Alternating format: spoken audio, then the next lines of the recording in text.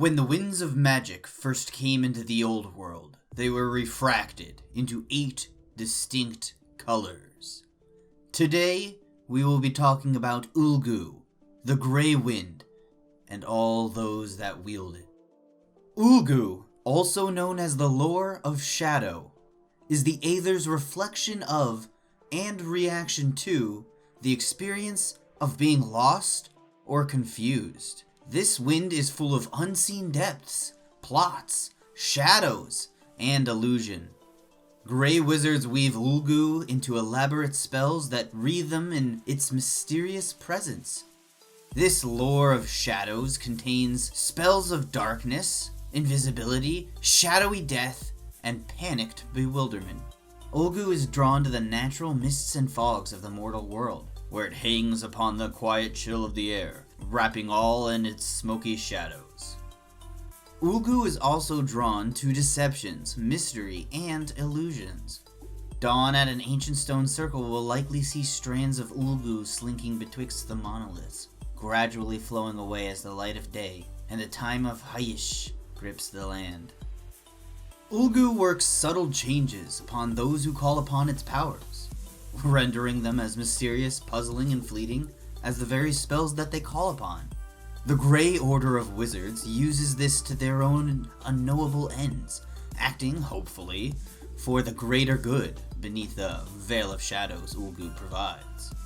It is hard to remember the face of a Grey Wizard, harder still to track his steps. Those that have tried have returned confused, moonstruck, or occasionally dead. Ulgu is the immaterial force of disorientation. It is natural deceptiveness. It is puzzlement, perplexity, and it is paradox. Ulgu embodies all senses of obfuscation, bewilderment, and mystification. To those with witch sight, Ulgu is said to appear more like a thick, impenetrable fog, broiling across the earth, invoking a sense of mistrust and confusion in ordinary people who pass through it unknowingly. As some kind of product of its etheric nature, Ulgu is most affected by the mortal winds that blow across the earth of all the winds of magic, and it rears into mighty clouds beneath the influence of storms or gales, which is when the grey magic is at its strongest. Yet it is also equally potent in the still, dank, and threatening fogs which bring a chill to the air and bathe everything in boiling grey shadows. The Magisters who have embraced the lore of shadows are known as the Grey Order. The lore of shadows is a magic formed from the drives, purposes, and predispositions of the Grey Wind. It is the lore of illusion, confusion, and concealment. It is commonly referred to as shadowmancy. Shadowmancy, then, is the catch-all term given to describe the arts of illusionism, which is the branch of magic dealing with the deception of the senses. The Grey Order's shadowmancers seem to bring nightmares alive and the sweetest dreams into reality. They are masters of appearances and sculpting lies.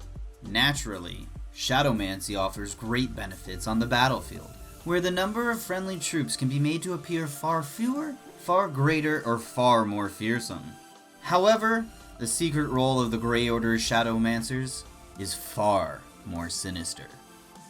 Those shadowmancers are required to serve in the state and provincial militaries of the Empire just like the Magisters of every other college. Being mobile force multipliers for the army is not their prime or even most suited role. Looking at the dilapidated property the Order calls its college, few would realize its owners are one of the most far-reaching and in some ways among the most powerful organizations in the Empire. Yet the building's shabby exterior is a front for secret and sometimes sinister purposes. Behind the dilapidated facade that surrounds the Grey Order lies an efficient and ruthless spy network. But the Order of Shadows does not work for the nobles of any particular province, and neither do they work for the Emperor himself. At least not in a direct or political way, though they often serve as advisors. Shadowmancers, like Hierophants, are tasked primarily with the persecution of the enemies within imperial society and the protection of the ideals of the Empire.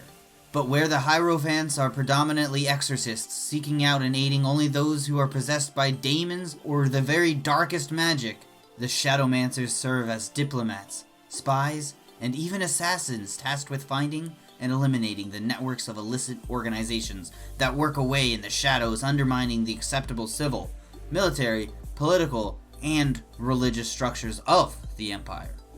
In this work, their spells of persuasion, distraction, concealment, and deception are of considerable worth. Yet, this often means they often risk coming into conflict with the witch hunters, who view all licensed witches as untrustworthy and too involved in the witch hunters' own affairs. Little do the witch hunters or any other great authority in the Empire realize seeking out corruption within organizations that often appear above the law is just one of the Order's many self-appointed jobs. With their mastery of shadows and illusion, and with their ability to divert attention, they can easily infiltrate organizations, get into and out of buildings without being seen, kill people and make it look like someone else did it, and generally confuse and perplex the public at large. The Shadowmancers are relatively few, but they are effective. It is almost impossible to identify a Magister of the Grey Order if he specifically does not want you to. That harmless old man with the traveling theater company, the young woman who performs hackneyed illusions in the town square for money, the travel-stained Magister with the group of rowdy adventurers in the corner of the inn, the new initiate to some demonic cult, the beggar, priest, merchant, noble, diplomat, or even that battle-weary soldier. The Shadowmancer could appear as almost anyone. It could even be me. It could even be you. The only non-collegiate authority that the Grey Order is theoretically answerable to is the Emperor himself. But, in effect, this is not as clear-cut as it would seem. The Shadowmancers serve in war as is their duty, as stipulated in the Articles of Imperial Magic. However, Volans, the first Patriarch, and the subsequent Lord Magisters of the Grey Order, led currently by Magister Patriarch Ryan Stark, forbade that the Grey Order should ever sell their skills to aid the various political maneuverings of the Elector Counts. So as you see, they're not just mercenaries or roguish ne'er-do-wells as much as their power set would lend them to be. Their goal was to oppose chaos in all of its forms, not to unduly influence the internal political struggles of the Empire. An emperor could be forced to abdicate, or worse, may fall to the subductions of chaos, and would then stop being an ally and become a potential enemy to the Empire.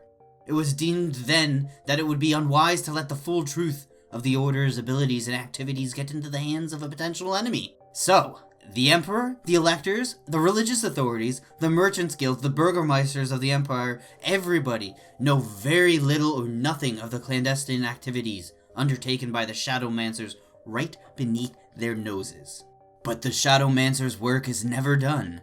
There are many powerful people within the great organizations of the Empire who are chaos cultists themselves, with considerable resources to hamper and block the Shadowmancers' otherwise secret activities. This is partly why the Order is so diffused around the Empire. The more centralized they are, the easier it is to restrict them and follow their movements.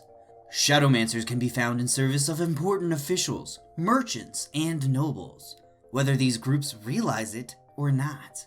The Lords of the Grey Order assure all Magisters of their order are bound very tightly by the Articles of Magic and by the Order's own very strict rules. Shadowmancers may only practice their spellcraft for the benefit of Imperial Society, and are expressly forbidden from using their magic for their own profit or solely for the political or financial profit of their patrons. All Shadowmancers must take vows of poverty and are not permitted to accumulate property or wealth not of direct and practical use to their cause. Any breaches of the many strict rules laid down by the Order are prosecuted very harshly and vigorously. The Order of Shadows has killed or pacified more of its own members than any other of the orders of magic, and this is more of a reflection of the zero tolerance of rule breaking and corruption within the Order, rather than a demonstration of their Magister's untrustworthiness. When not disguised, the workday robes of the Grey Order are, unsurprisingly, shades of grey. They often wear voluminous cloaks with deep hoods and scarves to cover their faces. Their bodies beneath their robes are often lean and hard from a life of near constant traveling and free from all excess. And the symbol of the Lord of Shadows is the sword. True to this symbol, the Shadowmancers usually carry swords, often concealed beneath their cloaks. They are competent fighters. Older Magisters of the Grey Order also tend to carry gnarled wooden staves. As Grey Wizards grow in power, they take on an enigmatic presence and a wolfish look to them, with long, wiry grey hair and a light, lean-footed stance. They begin to seem almost roguish, but for their stormy grey eyes. Even with these distinctive features, folk find it hard to describe a powerful shadow wizard, as their faces seem to grow vague and indistinct. Some claim they subtly change to fit their surroundings, but this seems too far-fetched, even for the High Magisters. Shadowmancers seldom stay long in one place. They are restless, curious, and independent individuals, and their character and duties mean that they spend most of their lives traveling from place to place. Due to the nature of their duties, the journeys Shadowmancers embark upon are often undertaken under the cover of darkness, and therefore nearly always seem to imply some evil purpose or ulterior motive to the few ordinary people that witness them. Shadowmancers do not talk easily of their deeds, or much of other matters, for they are keenly aware of the suspicion with which they are viewed by their fellow men, and they prefer to remain inconspicuous and discreet. The Shadowmancers are renowned for their practicality. A grave sense of responsibility and a sharp mind are prerequisites for the potential apprentices to enter their order. The Shadowmancers prize diplomacy and the skills of debate and rhetoric, especially for those times when they choose to become involved in disputes, where they take the part of open mediators. The history of the Order of Shadows has, with very few exceptions, been one of great asceticism, skillful diplomacy, and absolute opposition to all things associated with the dark powers. Magisters of the Grey Order may rarely be viewed as honest individuals, but they are incredibly loyal to their order and the Empire as a whole. Teclis chose the most dependable and honorable of his human protégés to study the Grey Wind because he knew full well the temptations that would soon come their way. The symbol of their order is a reminder to them as scholars of magic that seeking knowledge and wisdom is not enough in itself. They are worthless if not actively used to better society. Due to the nature of their activities, Shadowmancers almost never take on apprentices who are out of their teens. The longer a person has been free to wander the world, the more hooks the world can sink into them, or so believe the Grey Order Magisters. Also, being a very suspicious lot, they almost never accept applicants to their college, each Magister preferring instead to travel the Empire and find apprentices for themselves, preferably young people who have absolutely no expectation of it. Since Shadowmancers have to move around quite a lot, they often take their apprentices with them as they wander the Empire. This means that the apprentices to the Grey Order tend to have more experience of the world as their master would like them to see it, thus predisposing them to follow in their master's footsteps when the time is right. Of all the orders, the Magisters of the Grey Order are the most deliberately secretive, and the least easily recognized. They are not trusted or liked by the common folk, who believe them to be sinister and scheming, even more so than the other Magisters, with the possible exception of the Order of Shyish. For this reason, they are sometimes referred to as trickster wizards, though they actually call themselves Grey Guardians. Their powers, though considerable, do not lend themselves well to the favor of common folk, being bound as they are in spells of concealment, illusion, confusion, and occasionally unseen death. The Grey Order is a worn and shabby stone building, seemingly ill-positioned in the back alleys of Altdorf's poorest and most disreputable district, which is scattered generously with dubious bordellos and violent taverns. Even the Watch prefers to keep away unless in considerable force, and no honest citizen would ordinarily risk entering such a den of rogues and cutthroats. But the Shadowmancers are no ordinary citizens. The college is not a large building, neither is it strikingly dissimilar to those that neighbor it.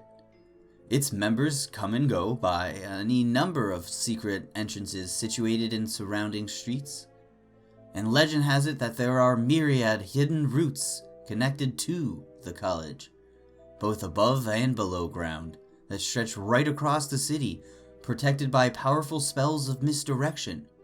Perhaps unsurprisingly, no outsider has ever found such routes. The building itself is a modest-sized stone building, ancient and crumbling. It is not an impressive sight, but there is something clearly eerie about the walls, with their missing stones and stained and moss-covered windows. The roof has noticeable holes in it, and seems to let the rain in. Birds nest in the eaves, and the single ruinous tower is home to a family of white owls. The inside of the college is almost as decrepit as the outside, with erratically spaced gargoyles on the walls. The rooms appear as unused chambers that echo to the sound of a footfall. There is one laboratory, with some ancient-looking alchemical equipment. Spiderwebs stretch from the alembics to the retorts, and there are old bird nests in fractured old bell jars. The place seems long abandoned. Some say that there is a great library somewhere on the premises, containing many rare and curious volumes of lore, and secrets of members of many of the dark cults in the Empire. However, unless a shadowmancer, no one entering the college could ever hope to find this library, if it exists at all. Rumor has it that no one who has entered the college uninvited has ever emerged again, hence the reason the building is left alone by the criminal element of this rather seedy district. Sometimes, faint eerie lights can be seen moving behind its darkened windows at night. These are probably just to scare away curious citizens and give the place an air of eccentric mystery. But then, who knows for sure? After all, shadowmancers are itinerant wanderers, and there are few in residence in the college at any time. What actually takes place within the building's crumbling halls is anybody's guess. Reiner Stark, Magister Patriarch of the Order of Shadows. Very little is known about Magister Patriarch Stark, and it is uncertain as to whether what is known is in any way accurate. He is said to be a serious man, and is reputed to be quite tall, gaunt, and gray-haired. With a short, well-trimmed silver beard, his age is hard to put a fix on, as he sometimes seems to be of a great and venerable age, and yet other times he seems to be a fit-looking man in his late 30s. His eyes, however, are always piercing and gray as a storm cloud. A stare from him is enough to make all but the strongest-willed look away first. It is said that when he wishes, he has an engaging smile and a twinkle in his eye. Yet, despite his generally imposing presence, Stark is reputed to be a fine teacher of magic, and his apprentices have all respected him as no other. Stark is ruthless in his dealings with those he sees as the enemies of the Empire, and he is prepared to sanction almost any means to ensure whatever he sees as the protection of the Empire. In the more backward county districts, he is sometimes mistaken for a witch hunter, and yet at other times a warlock. If he finds himself in a village or noble household where people don't seem properly devoted to Sigmar, something he sees as one of the most important unifying factors of the Empire, Stark thinks nothing of taking steps to restore their faith, using intimidation, lecture, and of course, magic. Needless to say, visits to the temples of the Sigmar increase once Stark has passed through the area. At least, if you believe the stories. When it comes to power stones, Grey Wizards condense Ulgu into what is known as Crystal Mist, which definitely doesn't just sound like a pocket full of powdered glass, or some unholy combination of Pepsi Crystal and Sierra Mist.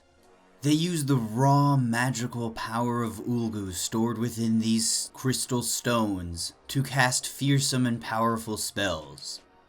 Spells I'll be going over in my next Warhammer lore video. Thank you for watching. This video was made to help DMs and players play in the old world, no matter what edition they play. And if you enjoyed it, please be sure to either let me know in the comments below, or smash like and subscribe. Have a wonderful day, and don't kill yourself. Please